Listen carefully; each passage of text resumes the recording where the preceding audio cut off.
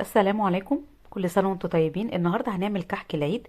تابعي معايا الفيديو الاخر عشان اقولك على تكات هتطلع لك الكحك ناعم كده، والعجوة دايبة فيه كده بالشكل ده، وريحته وتسويته.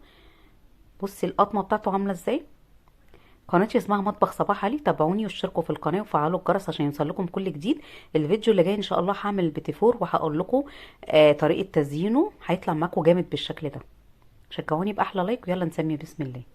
معايا نص كوبايه من الميه الدافيه، هضيف عليها معلقه صغيره مليانه من الخميره الفوريه ومعلقه صغيره مليانه من سكر البودره، واقلبهم مع بعض وهغطيهم واسيبهم على جنب. معايا نص كيلو من الدقيق خاص بالكحك والبسكوت او متعدد الاستخدامات. هعمل فيه حفره كده، هكون نخلاه كويس قوي. هعمل فيه حفره. هضيف عليه معلقه صغيره من بهارات الكحك. طبعا لو مش حابه تضيفيها، هي بتدي ريحه وطعم حلو قوي للكحك. ممكن تجيبي محلب تحمصيه وتعمليه في مطحنه الخلاط وتحطي نص معلقه صغيره. هحط ربع معلقة صغيرة من الملح. ريحة الكحك طبعا دي بتدي ريحة وطعم حلو قوي للكحكة، لو مش عايزة تحطيها بلاش. هضيف معلقة صغيرة من البيكنج باودر، بيدي هشة وخلي الكحكاية منفوشة كده. جربيها هيعجبك قوي. ومعلقتين من السمسم محمصة تحميصة بسيطة، معلقتين كبار. هكون قادحة ربع كيلو من السمنة، سمنة بلدي بقى او اي سمنة نباتي موجودة عندك، كله بينفع. وهقلب بقى كده، اقلب بمعلقة عشان بيبقى سخن قوي. طبعا لو مش حابه تقدحي السمنه ممكن تعمليها على البارد، يا دوب تسيحي السمنه كده بس. بس طبعا السمنه المقدوحه دي عشان عمر الكحكه يبقى طويل، لو انت هتقعدي الكحكه عندك فتره. بيحافظ يعني على الكحكايه، لكن لو مثلا هتاكليها على طول هتعملي كميه بسيطه، ممكن تعمليها على البارد. وهبس بقى الكحك. هبس بايدي كده اول ما العجينه تدفى كده، براحه ايدي كده. لازم ابسه كويس قوي من 10 دقايق لربع ساعه، افضل ابس فيه لان ده بيخلي الكحكايه تبقى ناعمه والعجينه ما تشققش معاكي. لازم ابسه كويس قوي. واختبر العجينه في ايدي كده، لو العجينه طريه معايا يبقى كده خلاص بسيته كويس قوي. لقيتي العجينه بتشقق في ايدك، افضلي بستي فيه لحد ما العجينه تتظبط معاكي. هضيف الخميره كده مع الميه، يعني بالتدريج مش هحطها مره واحده. وهلم العجينه بايدي كده، بصوابعي كده هلم العجينه مش هعجن.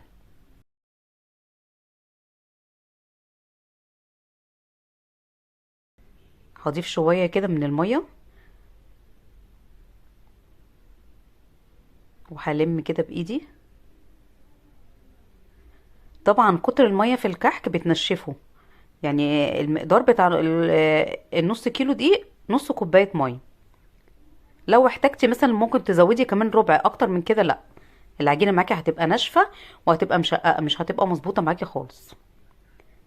كده العجينه خدت معايا نص كوبايه ميه وربع كيلو سمنه ونص كيلو دقيق. لو حابه الكحكايه تبقى دايبه وناعمه على الاخر، خليها 300 جرام سمنه. يعني النص كيلو تحطي له 300 جرام سمنه، تبقى الكحكايه بتدوب في ايدك كده وفي بقك. بس انا عاملاه مظبوط ربع كيلو، حطاه على نص كيلو دقيق، عاملاه طالع مظبوط معايا ناعم. وطعم هتجربوه هيعجبكم قوي. هجرب كده انقش كحكه، لو النقشه طلعت معايا سليمه كده، ما بتنتش في المنقاش كده وسليمه كده مش بتفرول، يبقى العجينه معايا كده تمام. هسيبها بقى كده 10 دقايق ترتاح. ومعايا ربع كيلو من العجوه الناعمه. النص كيلو دقيق بياخد ربع كيلو من العجوه. اكون مسيحه كده معلقه سمنه، احطها عليه، واحط عليه شويه من السمسم. طبعا لو مش حابه تحطي سمسم ممكن تحطي نص معلقه قرفه صغيره، بتدي ريحه وطعم حلو قوي للكحكه. لو مش حابه تحطي سمسم ولا قرفه، كفايه السمنه هتبقى حلوه قوي معايا.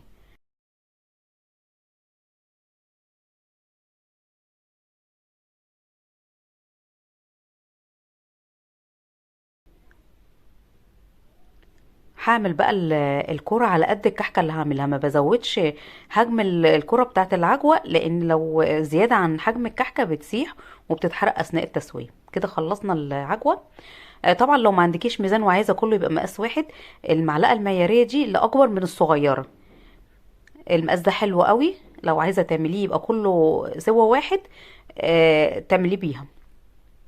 لو حابه تعمليه بايدك بقى وتبقى ايدك ميزان، انت تظبطي بقى كله ايه قطعه واحده. هعمل فيها حفره كده، واحط العجوه واقفل عليها كويس قوي. بتبقاش العجوه باينه من العجينه عشان ما تتحرقش مني. وابرمها كده كويس قوي، اعملها زي الكوره. هكون حاطه البسطرمه في الدقيق عشان ما تلزقش في العجين، اضغط عليها ضغطه واحده كده، هتبقى معايا بالشكل ده. طبعا لو حابه تعمليه كله بالبسطامه، مش حابه تنقشي او مثلا مالكيش مزاج تنقشيه، اعمليه بالبسطامه كده كده. هنحط له سكر بودره في الاخر فالنقشه مش بتبان. لكن لو حابه تنقشي بقى انقشي بقى وشكلي وابدعي واعملي اللي انت عايزاه. بعجن العجينه في ايدي كده طريها وبعملها كوره كده واعمل فيها حفره، واروح حاطه فيها العجوه. هسيبها زي ما هي كده، وهنقش بقى. النقشه دي قديمه بتاعت الزمن الجميل بتاعت امهاتنا واجدادنا. طبعا لو حابه ترفعي النقشه رفعيها، اعملي اللي انت عايزاه. بعمل كده بالنقشه من فوق ومن الجناب. شكل الكحكه بصوا بتبقى عامله ازاي وبتبقى مدوره ازاي، حاجه كده بصوا، الشكل تحفه. شكلي وابدعي واعملي في بيتك كل حاجه.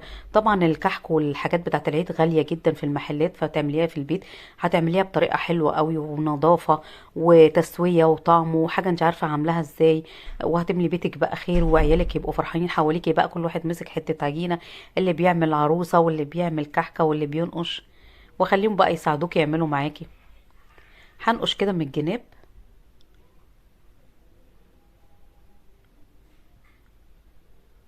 وهعمل بقى نقشات بالعرض، ممكن اعمل نقشات بالطول زي ما تحبي.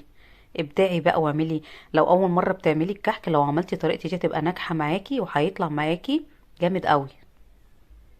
طري العجينه في ايدي واعمل فيها كده حفره كده، واحط فيها العجوه، واقفل بقى كويس قوي. سهل قوي وبسيط، مكونات سهله قوي، هيطلع معاكم تحفه.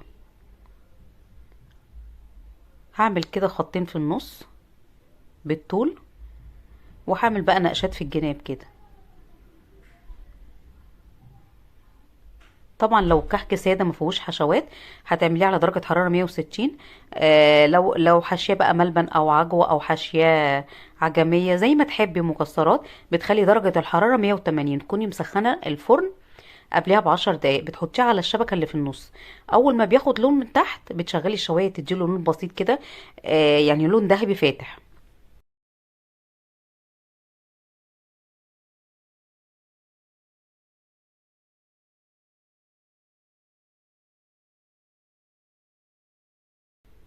هكتب لكم المقادير وجربوه، حتى لو نص كيلو هيطلع معاكم ناجح، وطعم وريحة وتشكيل حاجة كده جامدة قوي.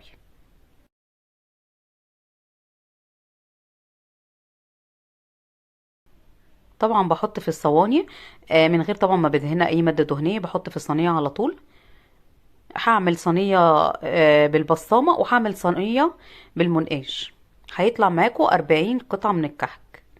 طبعا نص كيلو هيعمل لي 40 قطعة من الكحك، حاجة حلوة قوي.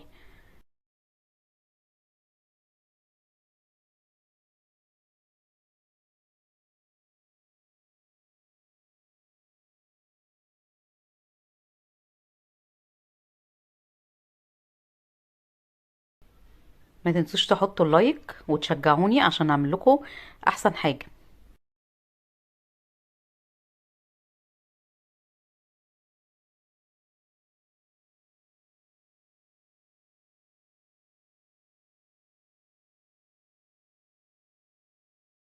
كده خلصنا الكمية، عملنا صينية بالبسطرمة وصينية بالمنقوشة، ادخلها الفرن. اول ما الاقي الكحكة بتتحرك معايا كده وحجمها زاد شوية ونشفت شوية، يبقى كده خمرت، هدخلها الفرن على طول.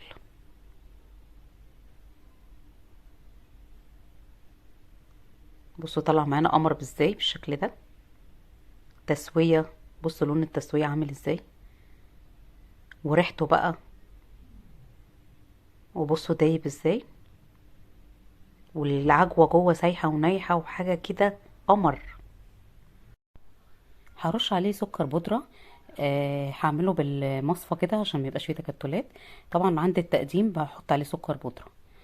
طلع معانا قمر بالشكل ده، جامد قوي. باي باي.